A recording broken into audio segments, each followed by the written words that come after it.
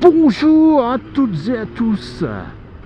Eh oui, je profite des derniers rayons de soleil pour faire une petite sortie à moto près de chez moi.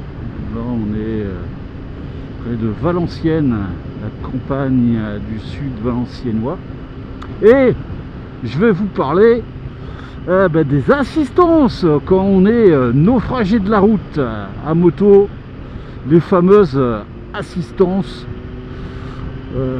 des assurances, les fameuses pas besoin de s'emmerder avec des outils, il n'y a qu'à appeler l'assistance, si vous voyez ce que je veux dire. C'est un peu relatif à ma dernière vidéo. Ping, ici je vais essayer de mettre un lien vers ma dernière vidéo qui parle de ma trousse d'outils de bord que j'emporte à moto. Mais bon, là on va parler des assistances qui sont une alternative, hein, si vous voulez pas vous emmerder avec des outils, et si vous voulez pas vous emmerder avec la mécanique et tout ça. Bah ouais, en effet, l'assistance ça peut être une belle opportunité, mais il y a quand même des choses à vérifier, à savoir. Puis voilà, enfin, moi je suis du genre à anticiper un petit peu les emmerdes. J'aime bien me renseigner un petit peu de là où je mets les pieds, on va dire. Alors dans ma vidéo, je vais vous expliquer qu'est-ce que c'est que ces assistances. Ensuite, je vais voir avec vous les choses qu'il faut vérifier quand on compte sur son assistance. Bah ouais, je vous parlais de choses à vérifier un petit peu avant. Voilà, ce sera le moment quoi. Pour être sûr de ne pas être dans la mouise quand on a besoin d'eux, les assureurs et les assistances, mieux vaut prendre ses précautions et vérifier quelques petits trucs, hein, les petites lignes du contrat comme on dit, hein. Et puis après, je vous donnerai quelques petits conseils perso. Ouais, parce que je calculais là, juste avant de faire ma vidéo, dans ma vie d'automobiliste, parce qu'à moto j'ai jamais fait appel à l'assistance, mais dans ma vie d'automobiliste, j'ai quand même eu plusieurs petits pépins pour lesquels j'ai dû faire appel à cette fameuse assistance. J'ai compté, ça doit être 6 ou 7 fois en tout, en plusieurs décennies de conduite de bagnole, hein, quand même. Mais bon, en 6 ou 7 fois, j'ai eu plusieurs cas, et puis à discuter avec des assureurs notamment, et puis à relire mon contrat, je me suis dit tiens, il y a quand même des petits trucs, c'est des bons petits conseils à donner. Alors, première partie, qu'est-ce que c'est que cette assistance? Eh bien, souvent c'est prévu par votre assureur, mais pas que. Ça peut être prévu aussi par tout simplement votre concessionnaire, ou en tout cas le fabricant de votre moto, Yamaha, Honda, Ducati, qui peut prévoir pendant la période de garantie de la moto l'accès à une assistance. Donc cette assistance elle sera valable aussi si vous avez acheté une moto récente, hein, qui est encore sous garantie. Vous pouvez peut-être bénéficier de cette assistance du constructeur. Après, il y a d'autres dispositifs auxquels on ne pense pas forcément, mais par exemple, si vous prenez votre carburant chez Total et que vous avez la carte fidélité, vous savez que pour un plein, vous avez une assistance gratuite pendant 15 jours pour votre véhicule. Alors là aussi, vérifiez qu'est-ce qu'ils entendent par un plein. Est-ce que vous faites 20 litres de carburant pour votre moto? Est-ce qu'ils considèrent que c'est un plein? Parce que souvent ils pensent en voiture, mais ils ne pensent pas forcément que les motos ont un plus petit réservoir. Puis après, il y a aussi certainement des services payants, hein, de gens qui font que ça, de l'assistance. Je pense comme ça à Europe Assistance, ou alors Touring Secours en Belgique.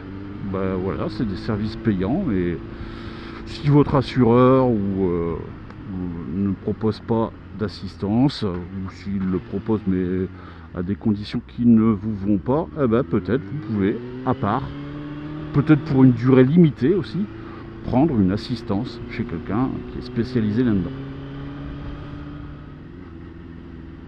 Mais cette assistance, eh bien, qu'est-ce qu'elle va vous proposer? Qu'est-ce qu'elle va vous offrir? Alors, comme son nom l'indique, c'est une assistance quand vous êtes en galère. Ça peut être une panne, ça peut être un accident, ça peut être, je ne sais pas, par exemple, vous vous cassez le pied pendant votre voyage, et puis bah voilà comment ça marche pour la suite. Donc il faut considérer ça comme voilà, un super carnet d'adresses qui vous est mis à disposition en fait. Ça va prendre en charge peut-être votre remorquage, le remorquage de la moto, votre hébergement peut-être aussi, la poursuite de votre voyage, le prêt d'un autre véhicule si votre moto est HS, peut-être l'envoi des pièces si vous devez commander des pièces et puis que vous êtes bien loin. Voilà.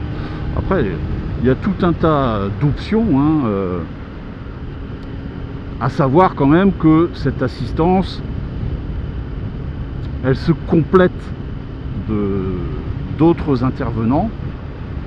Par exemple, la personne qui va vous remorquer ou qui va faire un petit dépannage. Sur mon contrat, c'est prévu 30 minutes de dépannage, hein, donc 30 minutes de dépannage, c'est vraiment pas grand chose. Donc la personne qui fait le remorquage va se vous mettre en relation avec un garagiste,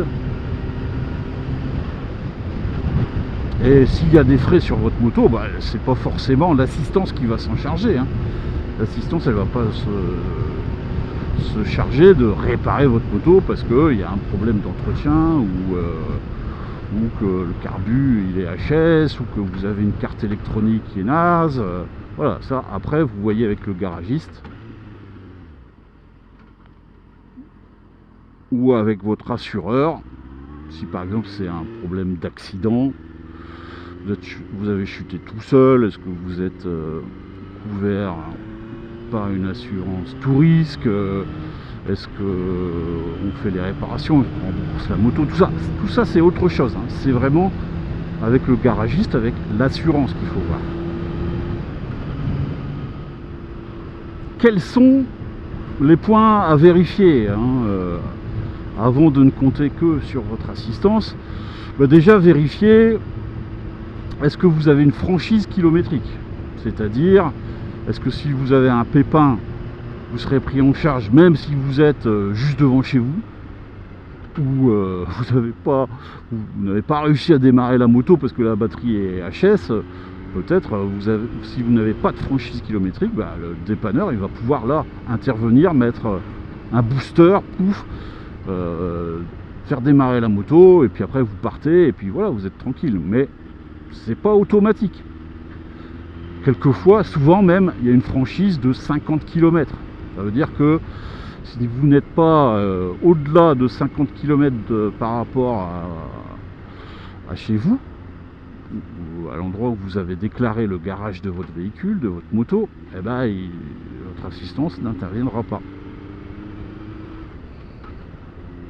Donc, petite précaution quand même, hein, si votre habitude c'est de partir pas très loin de chez vous, faire un petit tour d'une heure, ça m'étonnerait que vous soyez au-delà des 50 km par exemple. Dans ces cas-là, bah, peut-être il y a d'autres solutions, hein. Vous avez peut-être remarqué que j'ai ma lumière carburant qui est allumée là. Bon, moi j'ai une assistance 0 km, mais je réfléchis, je me dis, bah tiens, je vais peut-être devoir appeler mon frangin, ma femme, un copain pour qu'il m'amène un petit jerrycan d'essence. Ou alors pensez peut-être, ouais, bah, qu'est-ce qu'il y aurait une camionnette qui pourrait venir me chercher le soir ou le dimanche matin. Bon, voilà. Première chose à vérifier, la franchise kilométrique ou pas. Deuxième chose à vérifier, eh bien, si vous partez loin dans un pays étranger, est-ce que vous êtes couvert dans le pays en question, tout simplement. Vérifiez aussi, alors tout ça, ça dépend de votre utilisation, hein, mais il est possible que l'assistance n'intervienne pas si vous participez à une compétition ou à un événement sportif lié à une organisation autre. Donc les termes sont un peu flous, mais enfin, si vous êtes parti faire un rallye organisé par une assoce ou un truc comme ça, bon, c'est peut-être pas nécessaire d'en faire part quand vous appelez. Vous tombez en panne, bah, si vous appelez l'assistance, c'est tout. Vous dites que vous étiez tout seul, vous vous baladiez et puis voilà quoi. Bien entendu, bah, toutes les options possibles, tous les cas d'exclusion, ils sont à vérifier. Par exemple, moi j'attire votre attention sur les problèmes de carburant justement. Erreur de carburant ou problème de carburant, bah, des fois l'assistance, elle n'intervient pas. Là aussi, mon petit conseil, bon, j'avais dit que j'aurais un paragraphe spécial petit conseil, mais j'en parle tout de suite. Bah, si vous tombez en panne d'essence, bah, ne dites pas que c'est une panne d'essence. Dites tout simplement, je suis en panne, j'ai besoin d'un dépanneur. Et le dépanneur, il va arriver, il va vous dire, bah alors mon gars, qu'est-ce qui t'arrive? Je te dépose où? Bah tu me déposes à une station-service. Et puis on va essayer de dépanner la moto, et puis ça va aller tout seul, quoi. Là pour le coup, votre assureur, bah, il ne vous fera pas payer parce que voilà, vous avez eu un remorquage pour une cause indéterminée, et puis vous avez trouvé par la suite comment vous dépanner. Et je vais quand même, mine de rien, vous donner quelques petits conseils, un peu en vrac, mais ciblés quand même. Déjà, mieux vaut anticiper, et puis dites-vous que un problème arrive rarement seul. Donc, c'est vrai que le numéro de l'assistance, il est écrit sur votre carte d'assurance. Tant qu'on a une carte d'assurance, hein. Il paraît qu'en France, en 2024, on ne va plus avoir cette carte verte. Mais bon, pour l'instant, c'est écrit sur la carte verte, au dos. Mais bah, vous pouvez être un petit peu en galère et ne pas avoir cette carte verte. Vous pouvez avoir un problème de réseau téléphone et puis ne pas réussir à faire une recherche sur internet pour avoir le numéro à appeler. Donc moi je vous conseille au moins le numéro de téléphone de votre assistance, mettez-le dans votre téléphone portable, créez un contact et puis peut-être un jour en cas de problème vous appellerez ce numéro. Alors bon, il paraîtrait qu'il faudrait aussi mettre le numéro de contrat. Bon, moi j'ai jamais enregistré mon numéro de contrat en donnant mon nom, mon prénom, quelques petites vérifications adresse ou des trucs comme ça. Ils arrivent toujours, le service d'assistance arrive toujours à me retrouver en fait.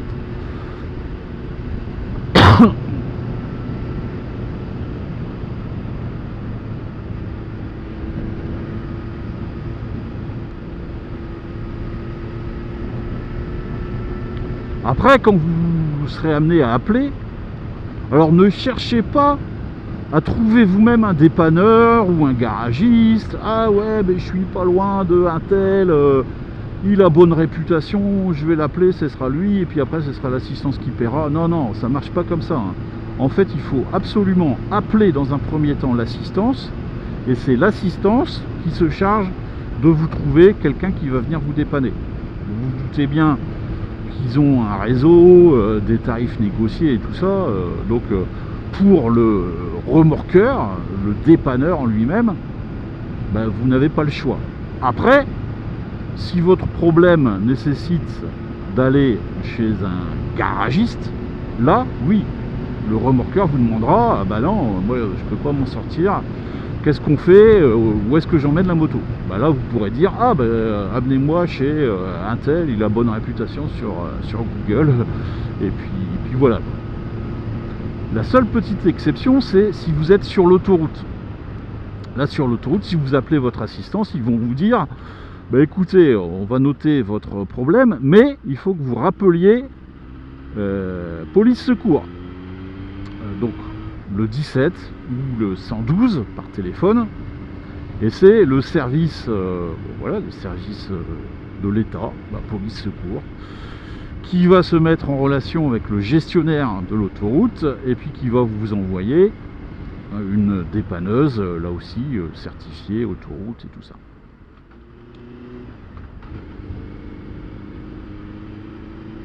Et puis dans un deuxième temps, vous reprendrez contact avec votre service d'assistance pour voilà, régler le dépanneur. Oui, parce que je ne l'ai pas précisé, mais ce dépanneur, vous n'aurez pas à le payer, il sera gratuit pour vous, hein. C'est votre service d'assistance qui va le payer.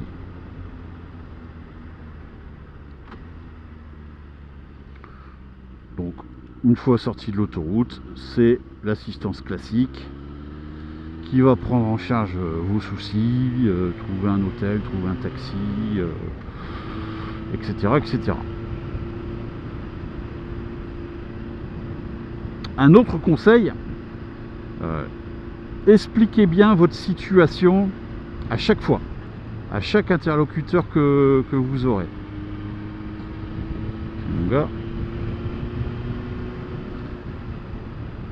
Parce que une moto c'est particulier, et puis les services d'assistance, voilà, comme la plupart des gens et la plupart des problèmes qu'ils rencontrent, ce sera une voiture classique. Et puis si vous précisez que c'est un 2 roues motorisé, eh bien peut-être que le dépanneur il pensera à un scooter tout léger ou un petit truc. Et puis peut-être que vous aurez besoin, et puis ce sera utile de préciser que c'est une grosse moto, bien lourde, et il ne faut pas prévoir une trop petite camionnette, hein, parce que ça passe pas partout ces machines-là. Et puis, dites-le une fois, si vous avez un deuxième interlocuteur, redites-le, mieux vaut le dire plusieurs fois plutôt que d'être embêté. J'ai en tête par exemple, deux fois, deux assistances auxquelles j'ai fait appel. Une fois, il y avait un portique limiteur de hauteur sur le parking où j'étais un petit peu en galère, et puis je l'avais précisé pourtant, hein, mais finalement je vois arriver un camion, mais vraiment c'était un big camion quoi. Le mec, je sais pas ce qu'on lui avait raconté, mais c'était le gros camion quoi. Bah, tout gros camion qu'il était, il n'a pu rien faire parce qu'il n'a pas pu rentrer sur le parking. Et puis une deuxième fois, là j'étais en panne dans un parking souterrain en fait. Et là aussi, le mec il a eu une petite suée quand il est arrivé devant l'adresse. Bon, finalement, on a pu trouver une solution sans qu'il ait à faire rentrer son véhicule.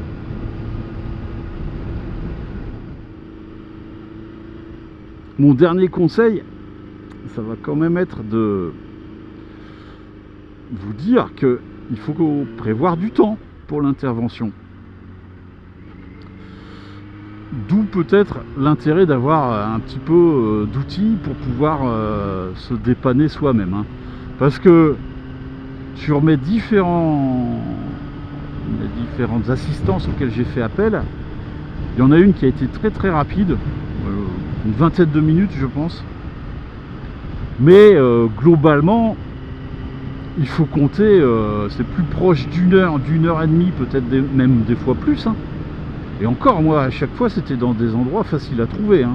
J'imagine même pas quand c'est dans la Pampa, sur une route départementale d'un département un peu rural, les délais d'intervention, ils doivent être plus longs quand même. Hein.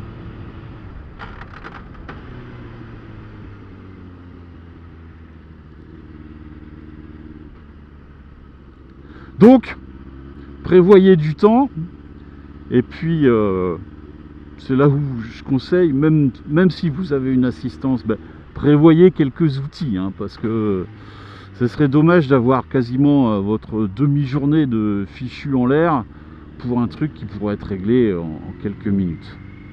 Voilà, en tout cas moi, j'ai pas eu appel à faire mon appel à l'assistance, j'ai pas eu à faire appel à ma femme non plus. Je ne suis pas tombé en panne d'essence. Je suis bien content. Allez, je vous laisse. Gros V, bonne route au pluriel.